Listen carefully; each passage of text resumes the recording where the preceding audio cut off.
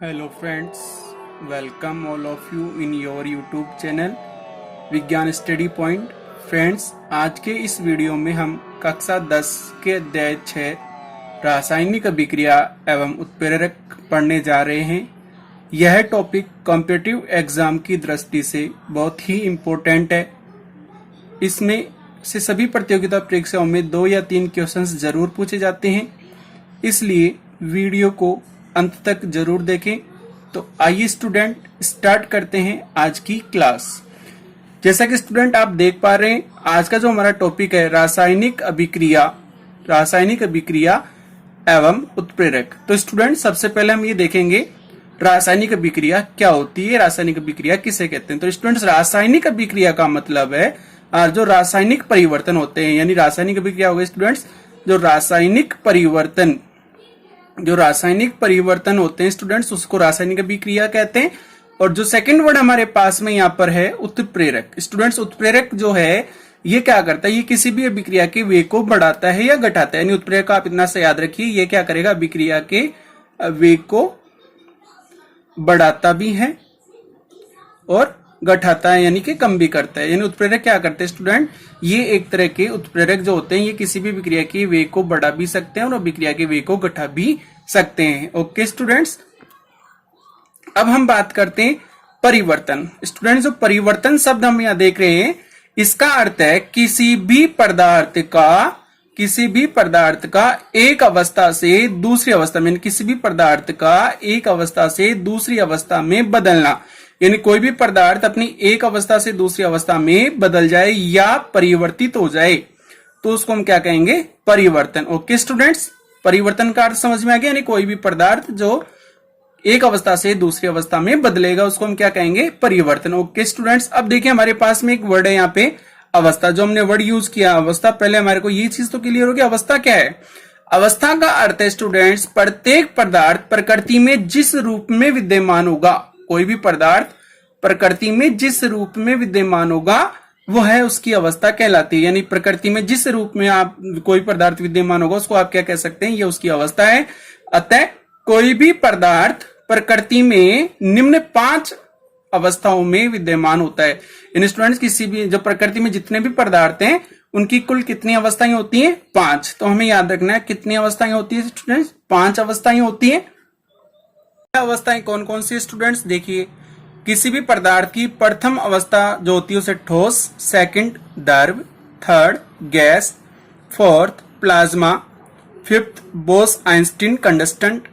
English में students अगर बात करें तो इसको कहते हैं ठोस को सॉलिड, द्रव को लिक्विड, गैस को गैस को इंग्लिश में गैस ही बोलेंगे, जी इसका डिनोटेड, यानी जी से इसको डिनोटेड कर सकते हैं, प्लाज्मा एंड बोस आइंस्टीन कंडस्टेंट जिसको शॉर्ट में बीईसी कहते हैं। ओके स्टूडेंट्स, अब देखिए इसको सिंबल में यूज करेंगे तो सॉलिड का जो सिंबल होगा वो एस होगा, लिक्विड का एल और जी का, जैसे गैस का जो हमने पहले बात की वो था जी।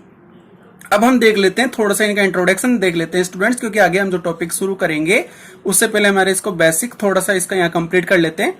ठोस क्या होते हैं, ठोस का मतलब स्टूडेंट्स इनका आकार, आकृति एवं द्रव्यमान निश्चित होता है। यानी स्टूडेंट्स इनका आकार, आकृति और द्रव्यमान कैसा होगा, निश्चित होगा, जिसको ना तो आप चेंज कर सकते हैं। जैसे फॉर स्टूडेंट्स मेरे पास में यह ईंट है, क्या है स्टूडेंट्स मेरे पास में, ये मेरे पास एक ईंट का टुकड़ा है स्टूडेंट्स। अगर मैं इसको प्रेशराइज करता हूं, इस पे फोर्स अप्लाई करता हूं तो स्टूडेंट्स क्या होगा, यह टूट जाएगा, ब्रेक डाउन हो जाएगा, बट अपनी जो शेप है उसको चेंज नहीं करेगा। यानी इसकी आकृति चेंज हो सकती है, इसका द्रव्यमान निश्चित है और आकार इसका चेंज हो जाएगा। अधिक बल लगाऊंगा तो चेंज होगा। यानी स्टूडेंट्स हमें याद रखना है ठोस का आकार, आकृति एवं द्रव्यमान निश्चित होता है। ओके स्टूडेंट्स, सेकंड हमारे पास में है लिक्विड। यानी किसी भी पदार्थ की, किसी भी मटेरियल की जो सेकंड स्टेट होती है वह कौन सी है, लिक्विड। तो लिक्विड क्या होता है स्टूडेंट्स, इनका आयतन यानी कि डेंसिटी निश्चित होती है, बट शेप एंड साइज, आकार और आकृति इनकी कैसी होती है स्टूडेंट्स, अनिश्चित होती है। इनकी कोई निश्चित आकृति नहीं होती है। जैसे हम एग्जांपल लेते हैं, यह हमारे पास में एक गिलास वाटर है स्टूडेंट्स। मैंने गिलास को किस में कंटेंट किया, गिलास में वाटर को ले लिया है। किसको लिया मैंने स्टूडेंट्स, अभी गिलास में लिया है मैंने वाटर। इसी जो गिलास है, इस गिलास के पानी को अगर मैं किसी बाउल या कटोरी में लेता हूं तो ये जो पानी है ये कटोरी का आकार ले लेगा, इसलिए हमने लिखा इनका आयतन निश्चित होता है, आकार और आकृति इनकी निश्चित नहीं होती है। नेक्स्ट जो हमारे पास में किसी भी पदार्थ की जो तीसरी अवस्था है स्टूडेंट्स, उसको कहते हैं गैस।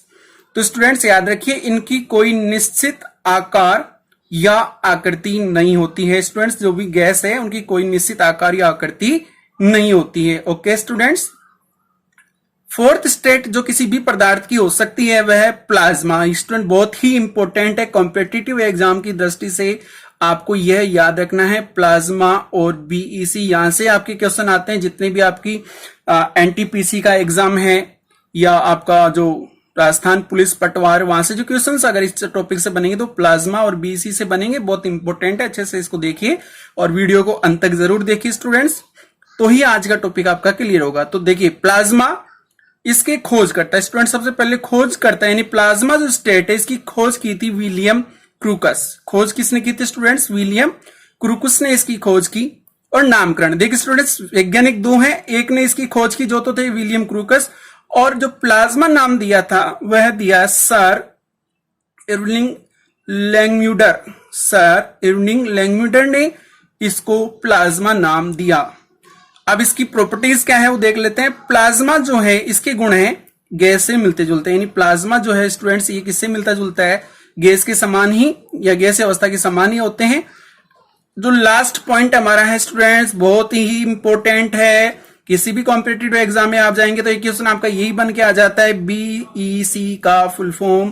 तो आपको याद रखना है बीईसी का फुल फॉर्म होता है बोस आइंस्टीन कंडस्टेंट, ये आपको याद रखना है। सेकंड आपको यहां से जो क्वेश्चन बनता है वो यही बनता है, इसकी खोज करता है, यानी बीईसी जो स्टेट है इसके खोजकर्ता कौन थे?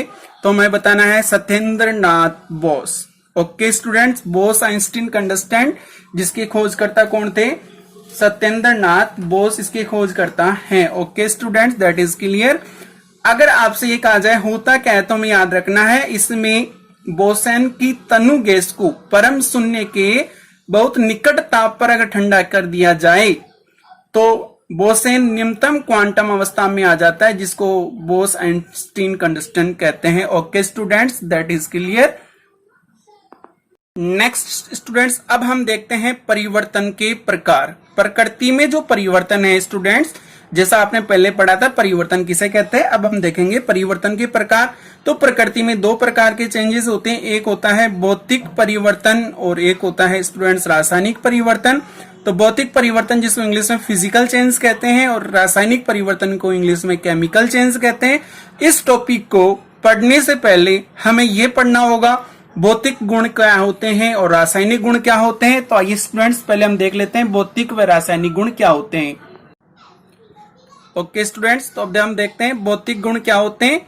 भौतिक गुण का अर्थ है स्टूडेंट्स पदार्थ के वे गुण जिन्हें हम देख सकते हैं एवं महसूस कर सकते हैं।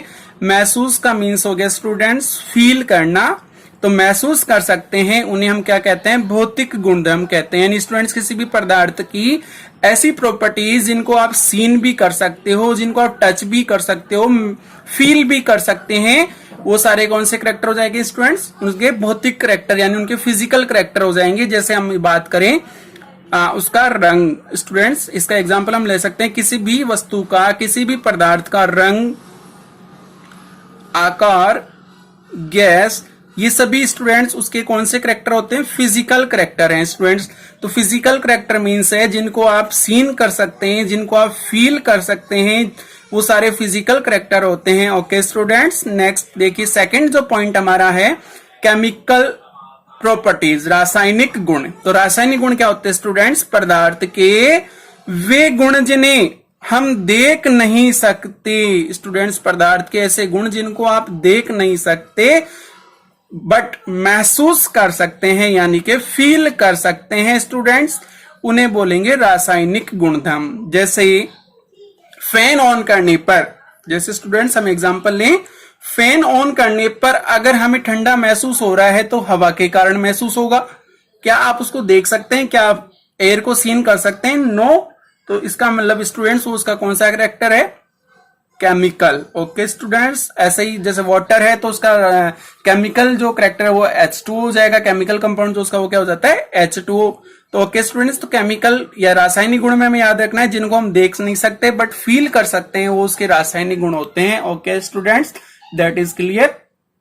नेक्स्ट अब हम बात करेंगे भौतिक व रासायनिक परिवर्तन क्या होते हैं। देखिए स्टूडेंट्स, बहुत इजी है, इन्हें याद रखना। एक को याद कर लीजिए, दूसरा उसके अपोजिट होता है। यानी अगर भौतिक करैक्टर याद है तो केमिकल को उसके अपोजिट कर दीजिए, केमिकल याद है तो भौतिक को अपोजिट कर दीजिए। मतलब एक को अच्छे से याद रखना है, दूसरे को उसके अपोजिट कर देना है। तो ओके स्टूडेंट्स, आइए स्टार्ट करते हैं आज की क्लास। भौतिक परिवर्तन क्या है? तो भौतिक परिवर्तन स्टूडेंट्स पदार्थ के केवल भौतिक गुण। ओके स्टूडेंट्स, भौतिक गुण क्या होते हैं हमने अभी जस्ट कुछ सेकंड्स पहले इसको डिस्कस किया। तो पदार्थ के भौतिक गुण जैसे कि अवस्था, रंग, गंध इत्यादि में परिवर्तन होता है। यानी जब भी भौतिक परिवर्तन यानी फिजिकल चेंजेस जब भी होंगे तो इसमें केवल किसी भी मटेरियल की फिजिकल प्रॉपर्टीज ओनली क्या चेंज होगा स्टूडेंट्स, उसकी फिजिकल प्रॉपर्टीज चेंज होगी। अब फिजिकल प्रॉपर्टीज क्या क्या हो सकती है? उसकी स्टेट, कौन सी स्टेट में प्रेजेंट है, उसका कलर, उसमें कैसी स्मेल है, तो ये सब उसकी फिजिकल प्रॉपर्टीज है। तो भौतिक परिवर्तन मीन्स हो गया उसकी फिजिकल प्रॉपर्टीज में चेंज होगा। अब इसका अपोजिट मैंने कहा एक को याद रखना। यहां अपोजिट क्या करे स्टूडेंट्स, यहां पे मैंने लिखा था पदार्थ में केवल भौतिक गुण में परिवर्तन होता है, यहां हमने लिखा रासायनिक परिवर्तन में भौतिक गुणों के साथ, भौतिक गुण तो चेंज होंगे यानी फिजिकल कैरेक्टर तो चेंज होंगे ही, उसके साथ साथ रासायनिक गुणों में और संगठन में भी परिवर्तन होगा। यानी कि यहाँ पे केमिकल कंपाउंड चेंज नहीं हुआ था, यहाँ केमिकल कंपाउंड चेंज होगा। ओके स्टूडेंट्स, तो ये क्लियर हो गया भौतिक परिवर्तन और रासायनिक परिवर्तन की डेफिनेशन। सेकंड हम लिख सकते हैं फिजिकल चेंजेस में परिवर्तन का कारण हटा देने पर। यानी परिवर्तन का कारण से मतलब है स्टूडेंट जिसके कारण ये परिवर्तन हो रहा है, उस रीजन को अगर हम हटा दें तो पदार्थ अपनी मूल अवस्था में यानी कि पूर्व अवस्था में आ जाएगा। और यहां ऐसा नहीं होता, यानी यहाँ पे पदार्थ अपनी मूल अवस्था को प्राप्त नहीं कर सकता। जैसे मैंने यहाँ पे क्या कहा स्टूडेंट्स आपको, अगर मूल कारण को हटा देंगे तो पदार्थ अपनी पूर्व अवस्था में आ जाएगा। जैसे आइस को रूम टेम्परेचर पर ले जाएंगे तो मेल्ट होना स्टार्ट हो जाता है, और अगर वापिस से रेफ्रिजरेटर में रखेंगे तो आइस में चेंज होना स्टार्ट हो जाता है। इसलिए हमने लिखा परिवर्तन का कारण हटा देने पर पदार्थ अपनी पूर्व अवस्था में आ जाता है। ओके स्टूडेंट्स, पॉइंट नंबर 3 हमें याद रखना है, यह परिवर्तन अस्थायी होता है। ओके स्टूडेंट्स, यह परिवर्तन कैसा होता है? अस्थायी होता है, यानी कि अनस्टेबल है। कौन सा? भौतिक परिवर्तन। भौतिक परिवर्तन कैसे होते हैं स्टूडेंट्स? अनस्टेबल होते हैं। जबकि रासायनिक परिवर्तन जो है ये कैसे होते हैं स्टूडेंट्स? स्थायी होते हैं, यानी कि स्टेबल होते हैं। रासायनिक परिवर्तन कैसे होते हैं स्टूडेंट्स? स्टेबल होते हैं। पॉइंट नंबर 4 हम लिखेंगे, इसमें नए पदार्थ का निर्माण नहीं होता है। भौतिक परिवर्तन फिजिकल कैरेक्टर में हमें कोई भी न्यू प्रोडक्ट गेन नहीं होगा, और रासायनिक परिवर्तन में हमें याद रखना है यहाँ पे न्यू प्रोडक्ट हमें गेन होगा। ओके स्टूडेंट्स, अब हम देखते हैं फिजिकल और केमिकल जो है उनके एग्जाम्पल। तो फॉर एग्जाम्पल हम पहले फिजिकल का एग्जाम्पल देख लेते हैं। हमने क्या लिया स्टूडेंट्स? एक आइस क्यूब लिया, यानी कि बर्फ लेते हैं, और उसको जब रूम टेम्परेचर पे रखेंगे तो मेल्ट होकर के वाटर यानी कि जल में चेंज हो जाएगा। और उसी वाटर को और हम हीट करें यानी गर्म करें तो ये किस में चेंज हो जाएगा स्टूडेंट्स? वाष्प में चेंज हो जाएगा, यानी वेपर में चेंज होगा। और अगर इसी वाष्प या वेपर को मैं क्या करता हूं? संघनित करता हूं यानी कि ठंडा करता हूं, तो ये किस में चेंज हो जाता है? वापिस से वाटर में। और इस वाटर को अगर मैं रेफ्रिजरेटर में रखता हूं कुछ समय के लिए तो किस में चेंज हो जाएगा? आइस में। तो स्टूडेंट्स इस कंप्लीट जो यहाँ पे जो चेंजेस हो रहा है, यहाँ अगर देखने वाली जो बात है वो ये देखना आप, इसका केमिकल कंपाउंड कहीं चेंज नहीं हो रहा है। ये देखिए आप, यहाँ पे भी H2 है, ये भी जल भी H2 है, और जो वेपर यानी वाष्प थी वो भी H2O में ही है।